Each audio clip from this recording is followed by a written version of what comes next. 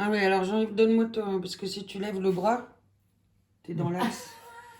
T'es dans l'axe. T'es en amorce. Oui, exactement. J'ai fini, merci. D'accord, on va se pousser un peu, voilà. Moi, je vais me mettre là. Ça tourne. Ça tourne. Moteur, action. Enfin, ça tourne, donc le moteur était déjà là. Dimanche 6 janvier, premier jour, 22 h. Le jour de ton départ. Déjà tu me manques. Savoir que je ne peux pas t'appeler et t'entendre, ça a élargi le manque. 5 semaines. Tu as dit je pars 5 semaines, tu as 5 semaines pour réfléchir. À quoi veux-tu que je réfléchisse? C'est déjà tout réfléchi. Je t'aime et veux partager ma vie avec toi. J'ai décidé que j'écrirais tous les jours, même un mot, une phrase, pour que tu saches à ton retour ce que j'ai traversé, si j'ai été traversée. Tu étais si beau ce soir quand tu m'as dit ton amour. Quelle émotion. Lundi 7 janvier, deuxième jour, 2h30. Je suis transportée par un amour qui emmène vers du plus large que soi, du plus grand. L'amour serait-il révélateur d'une dimension autre, d'une convergence entre deux mondes, le visible, l'invisible? L'amour peut-il effleurer l'invisible? Dieu est amour. C'est peut-être vrai finalement. C'est l'homme qui ne l'est pas. Mardi 8 janvier, troisième jour, 21h10. Difficile ce soir. Sentiment de solitude extrême. Un ami m'a dit l'amour n'empêche pas la solitude. Peut-être même la renforce-t-il. Je ne sais. Ce que je sais, c'est que la vie sans toi n'est plus la même. Je pense à toi avec enthousiasme et dans une grande liberté. Mercredi 9 janvier, quatrième jour, 0h22. J'ai marché toute la journée dans les rues de la ville, ma main fermée sur la tienne, avancé main dans la main. C'était doux. Jeudi 10 janvier, cinquième jour, 23h. Je pense à toi, je pense à toi, je pense à toi. Comme une éternité. Tes mains sur mon visage. La possibilité de l'amour si proche. Bientôt avec toi. Vendredi 11 janvier, sixième jour, 23h. Je viens de rentrer du théâtre après avoir vu un spectacle dit érotique. C'était tout sauf érotique. Baudelaire est Ferré massacré par une soi-disant chanteuse comédienne. Si tu avais été là, en rentrant à la maison, nous aurions lu Baudelaire et écouté Ferré. Vivement que tu rentres à la maison. Samedi 12 janvier, septième jour. Un petit garçon aujourd'hui dans le métro me faisait du charme. Et si c'était toi dans ses pensées, ta présence à mes côtés. Dimanche 13 janvier, huitième jour. Je me réveillerai peut-être demain, mais jusqu'à quand? Lundi 14 janvier, neuvième jour, minuit. Journée solitaire ou à peu près. Visite d'un courtier en assurance, drôle de métier. Pas de signe de toi. Je tremble à l'idée que la distance t'amène à briser ce qui nous unit, que la légèreté du voyage t'amène à ta propre légèreté, que tu m'oublies. Non, je résiste à ces pensées qui sont des contrées aujourd'hui lointaines. Je suis ailleurs, grâce à toi, en moi. Mardi 15 janvier, dixième jour, 23h. Comme il est difficile d'écrire tous les jours le quotidien, j'ai du mal à m'y confronter, ça me fait peur. Quelque chose se perd dans la régularité. J'ai souvent pris le risque de l'impossible. Avec toi, le possible, instant après instant, enfin. Mercredi 16 janvier, 11e jour. J'attends. Je t'attends. C'est mon occupation principale, attendre. Ton retour. Quelle joie. Jeudi 17 janvier, 12e jour, 22h. 12 jours et rien. Pas de signe de toi, je ne comprends pas. La vie t'a mis sur mon chemin, je lui fais confiance, elle sait pourquoi. Demain, je pars à Besançon. Vendredi 18 janvier, 13e jour, 21h. Je suis à Besançon. Première journée du travail. Je retrouve Jean-Luc Lagarce et sa maladie que je fais mienne. Le même hôtel, la même chambre. La nôtre quand tu es venu. Il ne manque plus que toi et le chat. Celui qui dormait avec nous. Il n'est pas là, je l'appelle, il ne vient pas. Comme toi, j'ai envie de le voir, comme un symbole de ta présence, son animalité et la mienne. Qu'il sente que je suis revenue. Samedi 19 janvier, 14e jour, plongée toute la journée dans le bain de Jean-Luc Lagarce. Nu, anéanti, je ne suis plus sans toi. Et toujours ressurgissent des images, des voix, des sensations, des odeurs, des sons, des larmes. L'autre, encore et toujours, ne pas pouvoir le toucher, ne pas le comprendre, écrire cela, cette lenteur, cette haine de soi sourde et perverse. Alors on reste, les bras ballants. On ne sait plus dans quelle immobilité ou dans quel mouvement il faut être. Oh, comme le théâtre amène dans des endroits inconnus de soi. Dimanche 20 janvier, Besançon, toujours. 15e jour, 21h51. Je suis épuisée. Les journées sont longues dans un théâtre, fatigantes. Tout son être au service du plateau. Comme j'aimerais savoir que demain tu seras là. Lundi 21 janvier, Besançon, 16e jour, 21h30. J'ai oublié de te parler de ce tableau face à notre lit, tu te souviens? Un couple esquisse un pas de tango. Elle, longue robe rouge dénudée dans le dos. Lui, smoking et chemise blanche, il y a du vent. Une femme de chambre et un valet de pied tiennent un parapluie pour les protéger. Ils s'aiment, c'est sûr. Au milieu de nulle part. Le vent est violent, tout s'envole, pas eux. Il a la main posée au-dessus de ses hanches, comme une invitation discrète à l'érotisme. Ça fait envie, cet amour. Mardi 22 janvier, Besançon, 17e jour, 21h30. Aujourd'hui, en moi, tes dernières paroles. Mercredi 23 janvier, Besançon, 18e jour, 20h45. Je me suis réveillée très tôt. Pas de répétition ce matin. Pas de signe de toi ce matin. Assise sur un banc malgré le froid, j'ai regardé les gens qui passent, le temps qui passe. Ils l'emmènent avec eux. Jeudi 24 janvier, 19e jour, 22h. Il pleut. Le ciel n'en peut plus de pleuvoir. J'aimerais enfermer ton absence. Il y a des jours où je voudrais arrêter toutes les personnes dans la rue et leur poser cette question. Comment faites-vous pour vivre? Je ne sais pas comment je fais pour vivre. Reviens vite. Vendredi 25 janvier, Besançon toujours, 20e jour. Journée chaotique. Le bain est un texte du passage de la vie à la mort. Pas de désir, si, celui de disparaître, comme un pays rayé de la surface de la carte. Je ne suis pas un pays, tout au plus un lopin de terre en friche, oublié. Une terre aride comme mon ventre. Dans quelques semaines, tu es là. Samedi 26 janvier, Paris, 21e jour. Si je pouvais enfin écrire. Dimanche 27 janvier, Paris, 22e jour. Retour difficile. Les forces me manquent.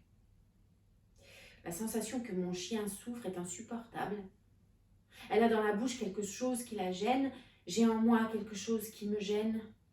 Et malgré tout, la force intérieure dont parle que je lis et relis, Une vie bouleversée. La vie bouleversée de cette jeune femme me touche au plus profond de moi-même. Cette foi en l'humanité, malgré ce qu'elle traverse, le camp de Westerbork, 1942-43, m'amène à réfléchir au courage de vivre et au-delà de ce dernier, à ma foi en la vie, en l'amour, en l'homme. Lundi 28 janvier, 23e jour. Un mot en moi toute la journée, mystère, à force de l'entendre, en perdre le sens du mystère.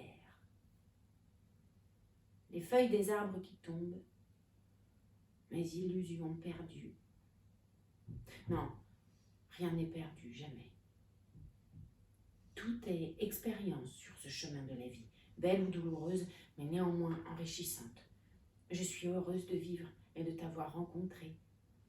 Dans quelques jours, tu es là. Mardi 29 janvier, 24e jour. Une petite fille m'a dit aujourd'hui que ce qui est important dans la vie, c'est la vie elle-même. Mercredi 30 janvier, 25e jour. J'évolue dans une lumière pâle et envahie par les ombres. Jeudi 1er février, 26e jour. Ô douleur. Vendredi 2 février, 27e jour. Je pars ce soir à la mer. Désastre du silence. Ça me noie. Samedi 3 février, 28e jour. Une femme attend l'homme qu'elle aime dans un café. Elle l'attend une journée entière. Lorsqu'il arrive, elle est morte, toute droite sur la banquette. Dans sa main, un bout de papier sur lequel était notée l'heure et le lieu du rendez-vous. Dimanche 4 février, Paris, 29e jour. Je suis vivante, consciente de la vie qui coule en moi. Envie de la quitter, pas mourir, m'effacer. Je ne comprends pas pourquoi tu ne me fais pas signe. Je m'inquiète. Appelle-moi, je t'en supplie. Lundi 5 février, 30e jour. Le souffle de l'hiver. Un vent froid comme mes pensées. Je ne sais pas si l'amour est un sentiment. Parfois, je crois qu'aimer, c'est voir, c'est vous voir. Émilie L. Marguerite Duras. De là où tu es, me vois-tu? Mardi 6 février, 31e jour. Je suis rentrée dans le Nord, dans ma famille. Retour aux sources, même si ces sources sont des eaux troubles. J'attends, comme une résurrection. Où es-tu? J'espère que tu ne me donnes pas de signes parce que tu es immergée dans ton voyage. Je t'accompagne. Présence invisible et aimante. Mercredi 7 février, 32e jour. Aujourd'hui, j'ai regardé l'album de photos de famille. Je ne voyais que toi sur toutes les photos, partout. J'ai dit à ma mère que c'était toi partout. Elle ne voyait rien, comme toujours. Jeudi 8 février, 33e jour. Cet après-midi, j'ai fait du vélo dans le bois. Je me suis arrêtée près d'un arbre. Je l'ai enlacé. Je suis tombée amoureuse de lui. Il est beau. Grand. Fort. Si calme. Peut-être m'emmènera-t-il jusqu'à sa cime pour me montrer ce qu'il voit de sa hauteur. Vendredi 9 février, 34e jour. Je rentre à Paris. Demain doit être le jour de ton retour. J'ai hâte de t'entendre, de te voir, de t'aimer. Samedi 10 février, 35e jour. C'est le jour de ton retour. Tu avais dit 5 semaines et nous sommes le 10 février. Cela fait exactement 35 jours que tu es parti. Il est 23 heures. Peut-être ton avion partait de Rio le 10 pour arriver le 11. Encore une nuit à t'attendre. Elle sera la nuit la plus longue de toute ma vie. Dimanche 11 février, 36e jour. Pourquoi pas de signe de toi aujourd'hui? Je n'ai pas entendu d'accident d'avion. Personne ne m'a prévenu de ta disparition. La peur? Lundi 12 février, 37e jour. Je n'ai parlé qu'à mon chien aujourd'hui. Je suis cloîtrée chez moi et je t'attends et tu ne viens pas. Je suis condamnée au rien. Mardi 13 février, 38e jour. Je me perds dans mes incertitudes. Elle laissait des messages sur ton répondeur jusqu'à ne plus savoir à qui je parlais. Je cherche l'espoir en moi. Mercredi 14 février, 39e jour. Une éternité impatiente. Je ne sais où j'ai lu cela. Je cours, les bras tendus vers elle. Tu deviens elle, je deviens folle d'attente. Jeudi 15 février, 40e jour.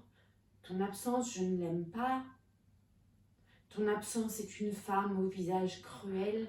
Ne me laisse pas, je t'en supplie. Ton silence est comme la négation de mon existence. Vendredi 16 février, 41e jour. Je vais venir te visiter dans ton sommeil et tu te réveilleras avec la sensation de moi à tes côtés. Et là, tu me feras signe pour me dire que tu as rêvé de moi. Des messages qui restent sans réponse. Dimanche 18 février, 42e jour.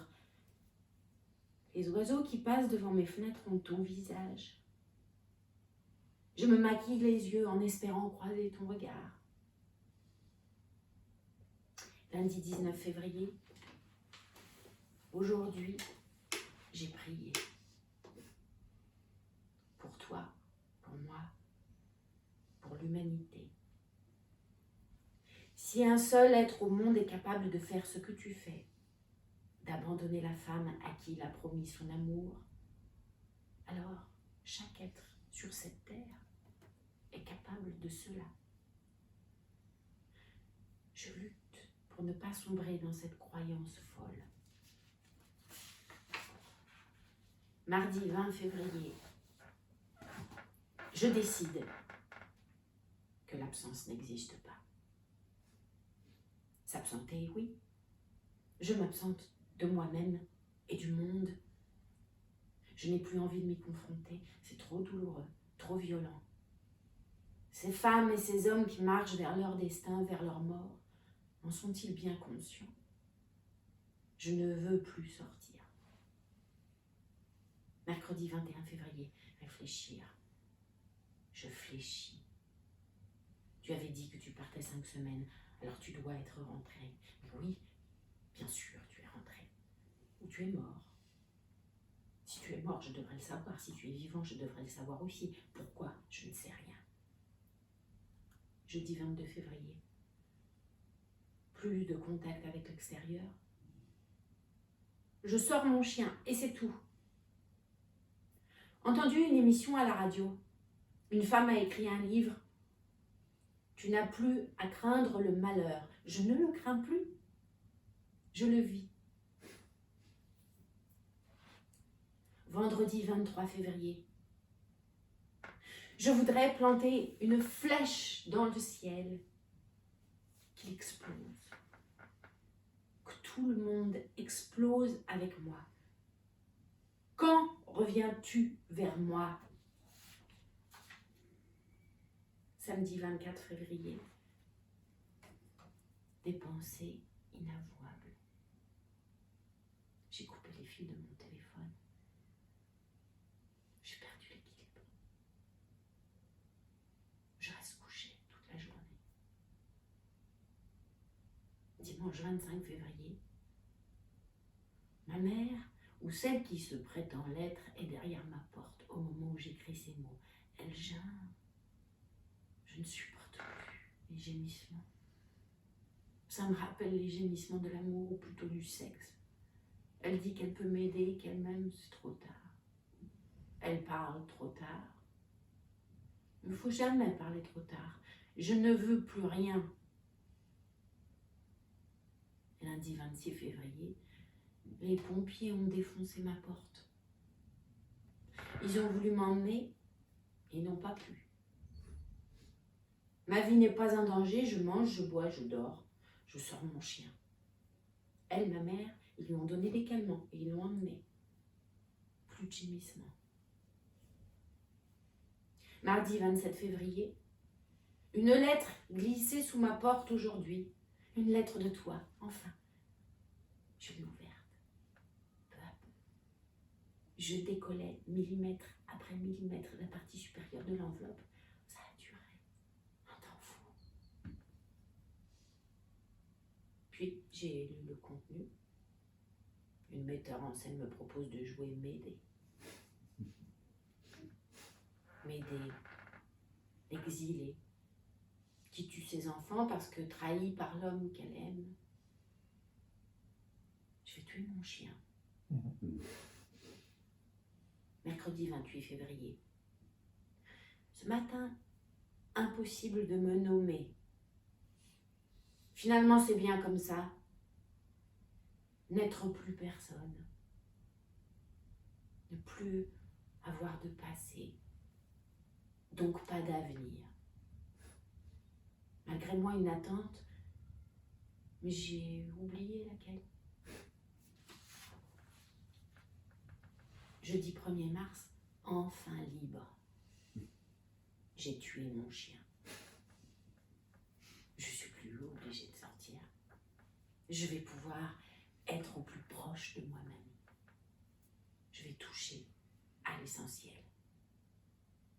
Je parle avec Dieu depuis un certain temps. Il est bon, cet homme. Je ne suis d'ailleurs pas certaine que ce soit un homme, et je sais qu'il me comprend. Je commande à boire, c'est bon de boire. Me revient une phrase de Duras, je crois. Dieu est dans l'alcool, nulle part ailleurs. Vendredi 2 mars, j'ai croisé ma voisine ce matin. Elle est enceinte, elle a un gros ventre. Je me demande comment elle a fait pour avoir ça. Elle a baisé, je sais, avec son mari, puisqu'elle en a un. Mais quand même, je me demande comment les gens baisent entre eux. C'est toujours un mystère. Pourquoi font-ils ça? Comment font-ils ça? Je ne comprends pas. Ça y est, je me souviens de toi. Je t'attends, mon amour. Samedi 3 mars, j'ai répondu au téléphone aujourd'hui. C'était la metteur de Médée. Je lui ai dit que j'avais tué mon chien, elle m'a répondu « ça m'intéresse ». Je commence les répétitions dans une semaine. Dimanche 4 mars, j'aimerais avoir un fusil pour tuer tous ceux qui font du mal aux autres pour rien. Un feu d'artifice ce soir. J'entends mais je ne vois pas. Exactement comme à l'intérieur de moi.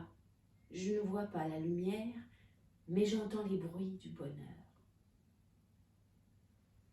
Lundi 5 mars, je vais faire empailler mon chien. Je jouerai Médée avec lui, sinon je ne fais pas ce rôle. Un insecte vient de s'écraser sur ma main et est en train de mourir. La vie est si peu. Pour lui, elle vient de s'achever. Pour moi, quand? Mardi 6 mars. Aujourd'hui, le soleil est noir, je l'ai vu. Il a assombri ma journée. Ma voisine a sonné chez moi, j'ai ouvert, elle était là, plantée devant ma porte avec son gros ventre qui prend toute la place et des gâteaux. Je l'ai fait entrer, elle n'arrêtait pas de pleurer. Elle a dit qu'elle y était pour rien, qu'elle n'avait pas voulu ça en montrant son ventre. Elle a dit qu'on l'avait forcée. Elle a été arrachée à sa famille, on l'a obligée à épouser cet homme. Elle a dit que là, maintenant, elle portait un truc en elle, c'est son expression, un truc. Et qu'il allait devoir sortir, ça, elle le sait. Moi, je ne veux plus la voir. J'ai jeté ses gâteaux. Quand elle est partie, j'ai mis un oreiller sous mon pull pour voir ce que ça fait. Où est notre enfant? Mercredi 7 mars, j'ai peur. Je regarde mes seins et j'ai peur. Je ne sais pas très bien ce qu'ils font là. J'ai sonné chez ma voisine pour lui dire. Elle m'a répondu que les siens grossissaient et qu'elle ne savait pas quoi en faire. je me suis dit que quand même, je ne pouvais pas la laisser seule. Et je lui ai proposé de m'occuper du truc quand il sortirait de son ventre. Elle m'a répondu qu'il fallait qu'elle en parle à son mari. Pourquoi? Jeudi 8 mars. J'ai fait de drôles de rêves la nuit dernière. J'étais amoureuse. Je le dis parce que dans mon rêve, c'est cette phrase qui revenait. Je me suis alors souvenue de ma vie avant que ma mère ne gêne derrière ma porte. Pourquoi es-tu partie? Pourquoi n'es-tu pas revenue? Vendredi 9 mars. Aujourd'hui, j'ai répondu au téléphone. C'était pour une enquête. J'ai dit oui à tout. Êtes-vous marié? Oui. Avez-vous des enfants? Oui. Pensez-vous que votre assurance vous couvre pour tous les dangers de la vie? Oui. L'homme du foyer est-il couvert? Oui. Vous, s'il vous arrive un incident domestique, êtes-vous couverte? Oui. Et vos enfants? Oui. Avez-vous un animal? Oui. Je l'ai tué. Avez-vous une assurance obsèque? Oui, pour ma mère. Et s'il m'avait demandé si je l'aimais, j'aurais dit oui. J'aime ceux que je ne connais pas. J'aime l'humanité. Je les sens tous dans un tel désarroi. Ils devraient venir chez moi. Samedi 10 mars. Un oiseau est entré dans ma cuisine. Il se cognait contre les murs. Il ne trouvait pas la sortie. J'ai placé un miroir pour qu'il se cogne contre sa propre image et que je puisse ainsi l'attraper. Je l'ai retrouvé mort, 1 heure plus tard. Dimanche 11 mars, sous ma porte le texte de Médée. Médée, comme elle, je peux tuer. Lundi 12 mars, j'apprends mon texte. Où es-tu, mon Jason? Mardi 13 mars, je ne contrôle plus rien. Le monde m'enferme. Père, pourquoi m'as-tu abandonné? Mercredi 14 mars. Hier soir, les morts se sont invités à ma table. Tous ceux que j'aimais. Je leur ai demandé pourquoi ils venaient. Ils m'ont dit que c'était mon anniversaire. On a bu du champagne. Oh, c'était bon de les revoir. Ils étaient un peu transparents, mais plutôt en pleine forme. Ma grand-mère était magnifique. Elle m'a prise dans ses bras et serré très fort en pleurant. C'est étrange de voir un mort pleurer. Elle ne cessait de me répéter « Ma chérie, ma chérie ». Elle voulait m'emmener avec elle, mais mon grand-père a dit trop tôt. Tu n'étais pas parmi eux. Jeudi 15 mars. Encore une lettre de la metteur en scène pour me dire qu'ils m'avaient attendu pour les répétitions. Je n'irai pas. Qu'elle vienne chez moi et me remplace quand je ne suis pas là. D'ailleurs, je ne serai jamais là. Je lui ai répondu de venir travailler chez moi.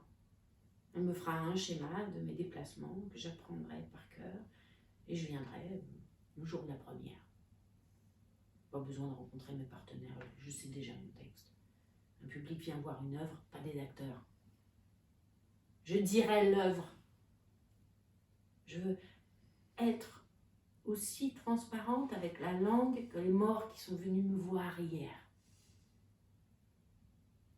Vendredi 16 mars. Aujourd'hui, j'ai pensé au suicide. C'est idiot en fait de vouloir mourir. Je suis au-delà du désespoir. Il faut aller plus loin que la mort. Elle sera toujours là au moment où il le faut. Samedi 17 mars, je me suis souvenue de l'attente. J'ai passé la journée à chercher ce que j'attendais. Le retour de Jason, l'amoureux de Médée. Je ne sais plus. Dimanche 18 mars, la sexualité. Je me suis réveillée avec ce mot dans ma tête. Je ne savais plus. Et puis, Au fur et à mesure des heures, à force de me le répéter comme un mantra, les images sont venues. Et des images puis des sons. J'ai vomi toute la journée. Lundi 19 mars. Aujourd'hui, la metteur en scène de Médée était chez moi. J'ai commencé à lire le texte et elle ne cessait pas de dire « c'est magnifique ». Je ne savais pas de qui ou de quoi elle parlait. Puis soudain, elle a commencé à me raconter son fils, la naissance de son fils et le cauchemar d'avoir un enfant. Elle disait que s'il avait une machine à remonter le temps, si elle avait une machine à remonter le temps, alors... Elle disait aussi qu'elle voulait qu'il soit indépendant parce qu'elle est indépendante et que peu importe qu'il ait 3 ans et que ça ne l'intéressait pas de devoir cadrer, ce sont ses mots. Et qu'elle était libre, qu'elle voulait être libre et que si elle avait su, de la bave lui coulait de la bouche. Je lui ai suggéré de jouer Médée. Comme ça, elle pourrait tuer son fils. Elle est partie en pleurant. Mardi 20 mars. Encore ma mère derrière la porte. Elle me parlait d'amour. Mais qu'est-ce que l'amour a à voir avec tout ça? Est-ce que le monde parle d'amour? Mercredi 21 mars. Aujourd'hui, du silence. Jeudi 22 mars. Je suis fascinée par le plafond au-dessus de mon lit. Il devient un écran de cinéma. Une scène revenait sans cesse. Un homme et une femme sur une plage. Ils se tenaient la main. Devant eux courait une petite fille. Ils semblaient s'aimer. Je n'existe pas dans cette réalité. Vendredi 23 mars, ma voisine et son gros ventre sont venus chez moi cet après-midi. Son mari était parti jouer aux cartes avec les hommes de son espèce. Elle a encore beaucoup pleuré. Et pendant qu'elle pleurait, je voyais le truc bouger dans son ventre. Elle m'a dit, il ne veut pas sortir. Ça se comprend. Moi non plus, je ne voulais pas sortir. Samedi 24 mars. La metteur en scène de Médée était là aux aurores. Travaillons, a-t-elle dit. Le monologue de l'abandon de Médée par Jason. M'abandonner seule chez les étrangers. M'abandonner sans un geste, sans écart pour ma dette, sans égard pour mes crimes. J'ai tout cassé chez moi. Elle a eu peur, elle est partie. Je n'ai pas compris pourquoi. Dimanche 25 mars.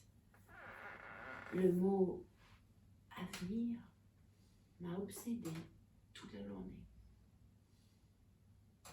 Lundi 26 mars. Une lumière a envahi mon appartement et mon esprit. Je me suis sentie portée par la lumière du désespoir. Et cela devenait comme un espoir.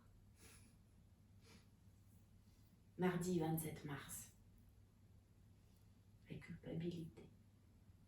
Je suis coupable. Mercredi 28 mars. Journée sans existence. Disparaître dans le temps et l'espace. Être là sans y être. Pour rien, pour personne. Pas mourir. Être juste là. Jeudi 29 mars. Ma voisine et son truc ont sonné. J'ai ouvert parce qu'elle criait « Je perds les os » et j'ai vu la mer envahir le salon. Je ne savais pas ce que c'était et puis le truc est sorti chez moi. Et j'ai tiré sur la tête et tout le corps est venu avec, comme quand on mange un bigorneau. Après, il fallait couper le cordon qui reliait le truc à ma voisine. J'ai coupé le lien et le truc était là, dans mes bras, vociférant.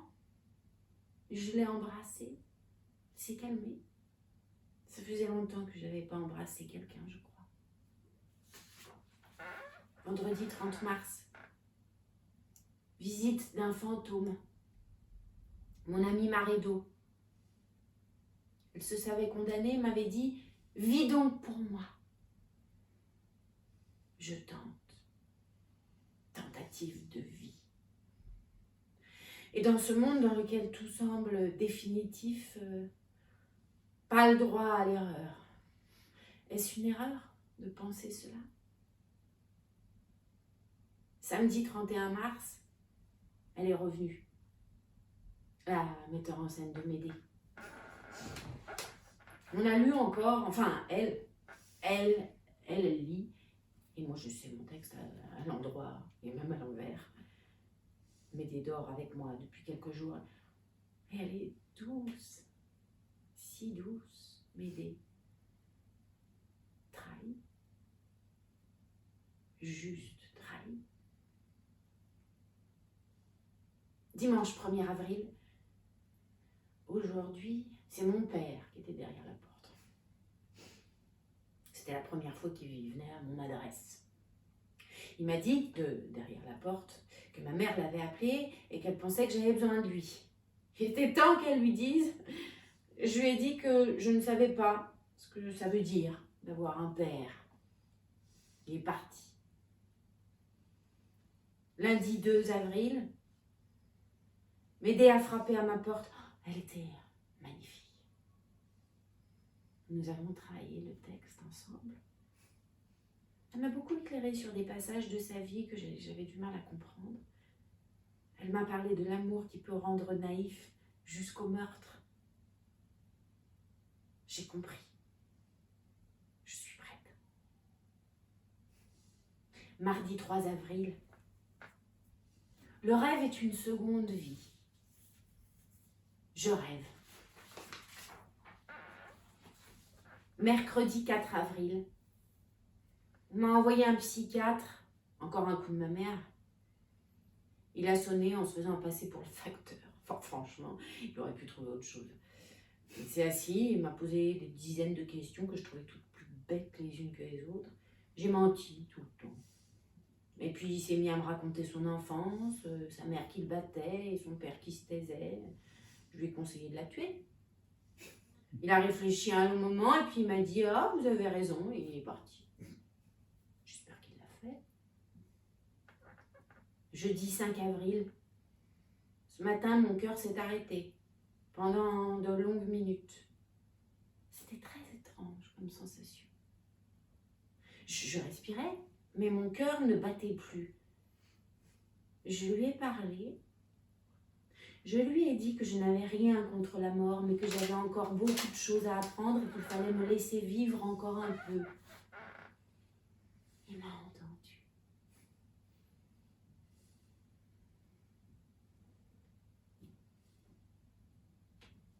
Il a dû m'entendre, puisqu'il a recommencé à battre. Il va s'arrêter à nouveau bientôt, je le sais. Vite, que je comprenne. Vendredi 6 avril. J'ai passé la journée à regarder le ciel. C'est étonnant tout ce qui peut s'y passer. Il fait du bruit quand il change de couleur. J'ai ouvert la bouche et il est rentré à l'intérieur. Je le porte maintenant à l'intérieur de moi. C'est si vaste. J'ai dormi sur un nuage. Samedi 7 avril, la metteur en scène de Médée est venue travailler, ou plus exactement, elle a passé une partie de son temps à se plaindre des acteurs. Je pense qu'il ne faut plus faire de théâtre avec des acteurs. Avec des gens qui se disent acteurs, qui veulent être acteurs, qui sont acteurs, qui rêvent d'être acteurs, qui ne vivent que pour être acteurs, qui ne parlent que des acteurs. Il faut faire du théâtre avec des acteurs d'un instant, qui seront un instant seulement porteurs d'un texte. Peut-être même faut-il arrêter de faire du théâtre. Je ne suis pas une actrice. Et quand je le serai, alors je veux être mauvaise. Je veux être à côté de ce qu'il faut être. Pas à côté du texte, mais à côté de l'actrice, de ce rôle d'actrice. Je veux être un animal sauvage qui appelle. Je lui ai dit tout ça à la metteur en scène. Elle m'a dit, rendez-vous le jour de la première. Dimanche 8 avril. La peur m'a saisie au réveil. Impossible de la définir, impossible de savoir de quoi j'ai peur. Ça fait encore plus peur de ne pas savoir de quoi on a peur. C'est le monde, sûrement. C'est le monde. Et mon regard qui ne l'élargit pas. Comment faire? J'ai sûrement eu une vie à un moment, mais laquelle? Lundi 9 avril. Une petite fille est entrée chez moi. Je ne sais pas trop comment. Je me suis réveillée et elle était là. J'attendais que tu te réveilles, m'a-t-elle dit. Elle parlait beaucoup, sans arrêt. Elle voulait que je l'écoute. Elle me racontait son histoire. Ce qui est très étrange, c'est qu'elle avait une crotte collée sur sa veste. Je n'ai pas osé lui dire et pourtant ça sentait mauvais. Je n'ai pas voulu la blesser en lui faisant remarquer le détail. Et ce détail, somme toute pas très important. Parfois elle se levait et venait se blottir dans mes bras. C'était le seul moment où elle se taisait. Elle m'a parlé de sa vie d'avant-maintenant. Puis, elle a disparu. Elle m'a laissé un mot. Je t'aime. Posé sur sa crotte. J'aurais aimé qu'elle m'emmène avec elle. Jeudi 12 avril. J'ai rêvé de la première de Médée. Un public debout, applaudissant et hurlant « À mort ! À mort !» Je ne saurais jamais de qui il voulait la mort. Du roi? Vendredi 13 avril, j'ai regardé la télé une partie de la journée. C'est très étrange, tous ces gens qui s'agitent et qui disent n'importe quoi. Je me demande ce qu'ils cherchent. Des gens qui parlent à d'autres, qui les regardent et qui ne peuvent jamais réagir. Et puis c'est affreux ce qui se passe dans le monde. C'est à se demander pourquoi ils continuent tous malgré tout à vivre. C'est la guerre en fait. Ils ne s'en rendent même pas compte, on dirait. Samedi 14 avril. Le désir est mort.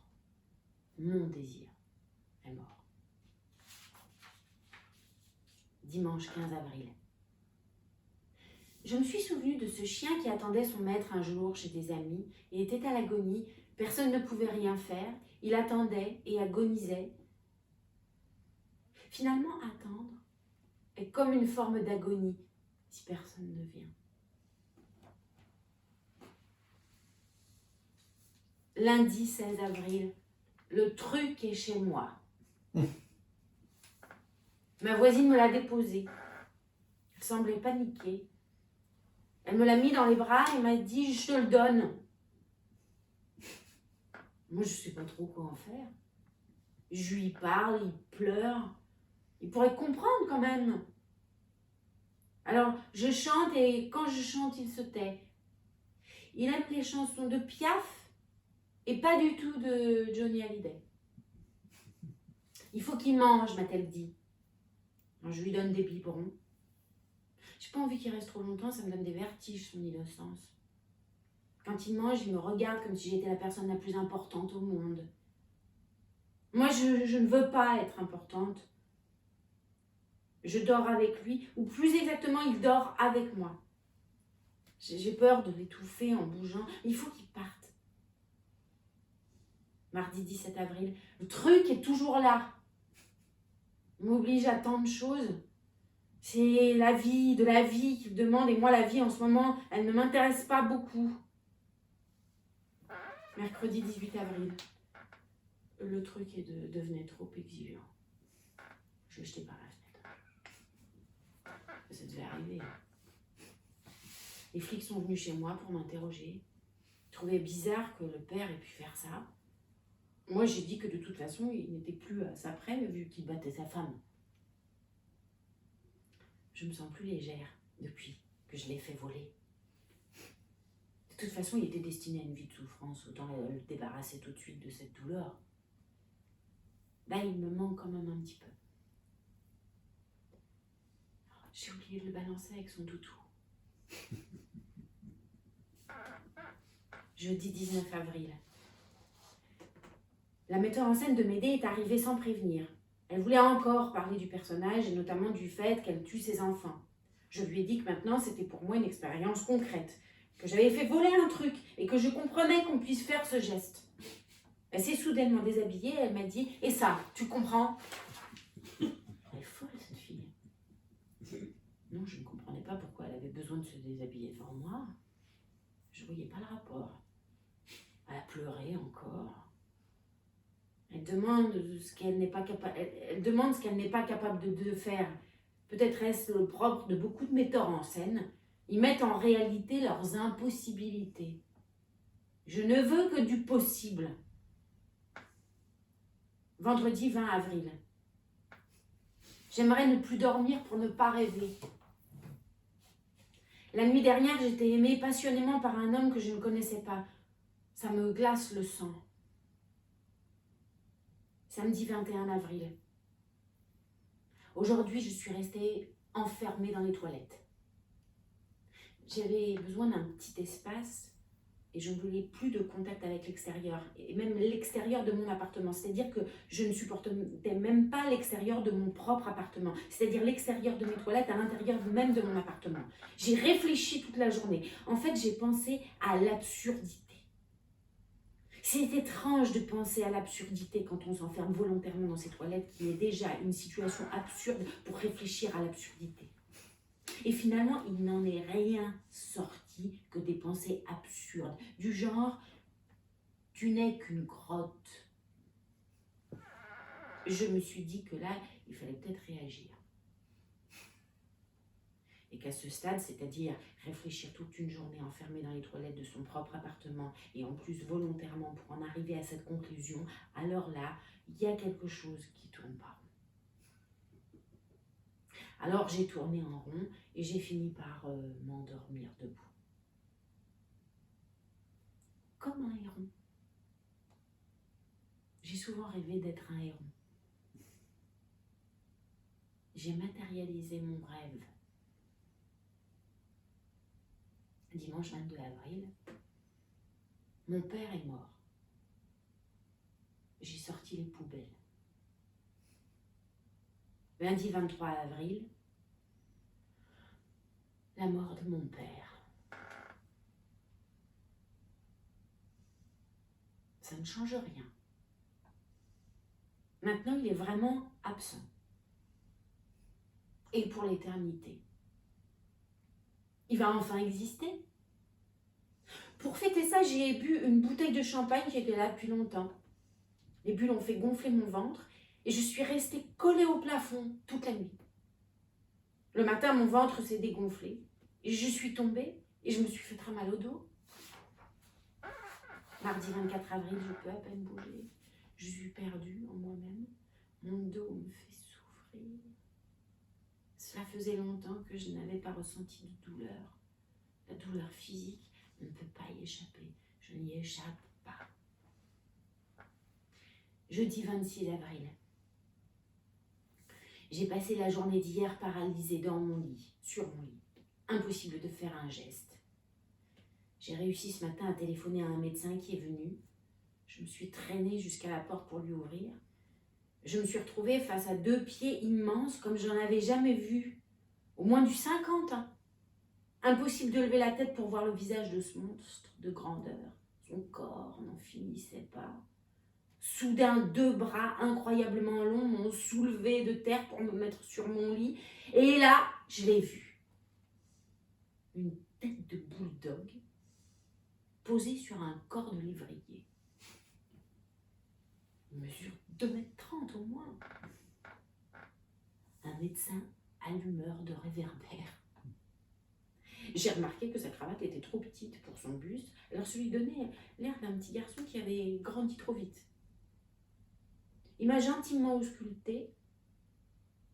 Ça faisait si longtemps que je n'avais pas été touchée. J'ai pleuré. Il a pensé que c'était à cause de la douleur. Il m'a posé 1001 questions, et notamment comment j'avais fait pour me faire aussi mal. Je lui ai raconté, et j'ai vu dans ses yeux qu'il pensait que j'étais folle. Alors j'ai dit que je plaisantais, et que je savais bien que le champagne ne pouvait pas coller quelqu'un au plafond. Je lui ai dit qu'à l'annonce de la mort de mon père, j'avais eu un tel choc que je m'étais évanouie et que j'étais tombée toute raide, comme mon père l'est en ce moment. Et que je m'étais réveillée quelques heures plus tard. Et je ne sais pas pourquoi je lui ai demandé si la taille de son sexe était en rapport avec sa grandeur. Il m'a dit que non, que son sexe était tout petit, plus petit que son petit doigt. Il m'a remercié de ne pas rire. Vendredi 27 avril, je marche au ralenti, je fais des gestes au ralenti. Tout est ralenti. La vie elle-même se ralentit. C'est très étonnant. Soudainement, l'espace prend une dimension jusqu'alors inconnue de moi. L'espace-temps également. C'est lié. J'évolue chez moi comme une astronaute dans l'espace et je prends toute la mesure de mon être physique, de cette dimension dont parlait Giacometti. J'en arrive à me demander si j'existe encore. Tant tout ce que je perçois de l'extérieur va si vite, même si je n'y suis plus à l'extérieur, je le sens. Samedi 28 avril. Aujourd'hui, j'ai eu une envie farouche d'alcool. Ce qui est formidable finalement dans ce monde moderne, tout va très vite, c'est que tout est possible sans sortir de chez soi. Tout. Alors j'ai appelé Allo Apéro et j'ai commandé une bouteille de vodka. Je l'ai bu. On dit que l'alcool est nocif pour la santé, je ne comprends pas. Elle est si bon. Hein? Et il est si bon pour le mental. Il saoule peut-être, mais aussi il a grandi, il creuse. On devient saoul de la vie. Il fait mal au corps, mais n'est-il pas plutôt le révélateur d'un mal plus ancien de l'individu? Là, je suis saoul et je me sens plus raisonnable que jamais. J'ai rappelé le médecin en lui disant que je trouvais sa queue très émouvante.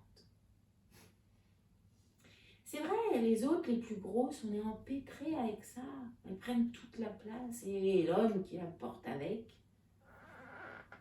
C'est une fin en soi. Cette expression, que veut-elle dire vraiment? Je pense juste à la fin de soi. Dimanche 29 avril.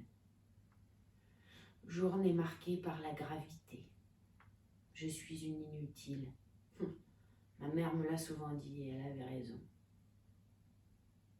Lundi 30 avril, les forces me manquent. Mardi 1er mai, absence de joie totale. Le non-désir est une forme mortelle de l'être. Enveloppe charnelle présente dans son absence à la vie. Mercredi 2 mai, la contrainte est forcée, je suis dans ma famille. Ils sont venus me chercher, ils étaient même plusieurs. Même mon oncle mort était là. Il fallait qu'il me ramène à la source polluée. Ils insistent. Il faut être là où s'est passé le drame. L'administration s'en est mêlée. J'ai été dénoncée comme personne inapte à vivre dans ce monde. Je me demande comment tous ceux qui rendent ce monde invivable ne sont pas enfermés. C'est moi qui dois payer pour eux. Ne pas se taire. Jeudi 3 mai. Rien n'est plus beau qu'un arbre. J'ai passé la journée à regarder celui qui est en face de ma fenêtre. En secret, nous nous sommes épousés. Je suis aujourd'hui mariée à cette force. Je suis la femme d'un arbre. Quand il a dit oui, alors toutes ses feuilles se sont mises à trembler. Il n'y avait pourtant pas de vent. Le vent est venu après. Il était notre témoin. Je l'ai raconté à la fille de mon cousin qui a 7 ans. Elle a pleuré parce que je ne l'avais pas invitée à la cérémonie. Elle m'a dit qu'elle aussi était mariée à un arbuste, mais quand elle serait plus grande, elle ferait comme moi et je serais son témoin. Dimanche 6 mai, la metteur en scène de Médée est venue jusque dans ma famille pour que l'on répète. La première est dans quelques jours. Je lui ai demandé de travailler dans un placard. Médée est en exil, comme enfermée dans un monde qui lui échappe. Je suis restée 2 jours recluse dans ce placard à annonner le texte avec elle qui jouait tous les personnages. Je lui ai dit que je jouerais nue du début à la fin. Comme Médée, je veux me débarrasser de tous ces oripeaux de théâtre. La sorcière est en marche. Lundi 7 mai. Je suis rentrée chez moi. Il fait grand froid malgré le soleil de mai. C'est peut-être aussi parce que je reste nue tout le temps. Il faut que mon corps et mon esprit s'habituent à cette nudité pour être et non pas à jouer. Je tuerai les enfants sur scène demain, jour de la première. Mercredi 9 mai, voilà. C'était hier. Public debout, applaudissant. Je ne suis pas venue saluer. Les enfants sont morts, comme prévu. Il y avait beaucoup de sang. Ils ont été achetés à l'étranger pour l'occasion. Personne ne s'apercevra de leur absence dans ce monde. Un frisson a parcouru la salle. Je n'ai adressé la parole à aucun de mes partenaires. Je fus Médée d'un soir. Je ne recommencerai pas. Je me suis glissée dans le public après la présentation, armée d'une perruque, de grosses lunettes, et j'ai écouté. La metteur en scène éructait, parlait très fort, et s'est même adressée à moi pour me parler de cette comédienne incroyable qu'elle avait amenée sur ce chemin de vérité absolue, encore jamais égalée au théâtre. Ah, j'ai bien rigolé. À l'entendre, elle avait tellement, mais tellement... Elle s'était tellement battue pour parvenir à cette interprétation, et jusqu'à m'enfermer dans un placard pour que je comprenne l'enfermement de Médée. Elle disait à quel point la comédienne était folle et que cette folie, elle avait maîtrisé seule, bien entendu, était née. Elle disait à quel point la comédienne était folle et que de cette folie qu'elle avait maîtrisée seule, bien entendu, était né ce que nous avions pu voir ce soir. Son attaché de presse ne cessait de l'interrompre quand elle me parlait pour lui demander son planning, car la presse voulait absolument des interviews et TF1 proposait le 20h à l'actrice. Il a failli avoir un malaise. Moi, en zozotant, je lui ai proposé de venir avec elle au journal, ce qui a déclenché un rire comme il m'a rarement été donné d'en entendre. Je suis rentrée chez moi. J'ai allumé une bougie à la gloire de Sénèque. Jeudi 10 mai, je me sauve. Je sais que l'on va venir me chercher pour aller jouer, je ne veux pas. Je me suis présentée à l'hôpital psychiatrique et je leur ai raconté la représentation d'hier et le meurtre. J'ai une jolie chambre qui donne sur un parc. Ça me fait penser à Duras. Vendredi 11 mai, ils veulent que je sorte. Toute la presse parle de ce spectacle. Les gens se battent pour avoir des places. Les médecins m'ont reconnue et insistent pour que je joue. Ai-je des invitations à leur donner? J'ai beau leur dire que je suis folle, qu'il faut qu'ils me gardent. Ils veulent que je joue. Je ne joue pas. Je n'ai pas joué. Je ne sais pas jouer. Non, rien à faire, ils n'entendent pas. Ils ne sont que rivés à leur futur plaisir de voir un être sur un plateau tuant des enfants, comme lorsqu'il y a un accident sur l'autoroute qui crée un embouteillage dans le sens opposé. Ils veulent voir le massacre. Je file à l'aéroport. Je quitte le pays.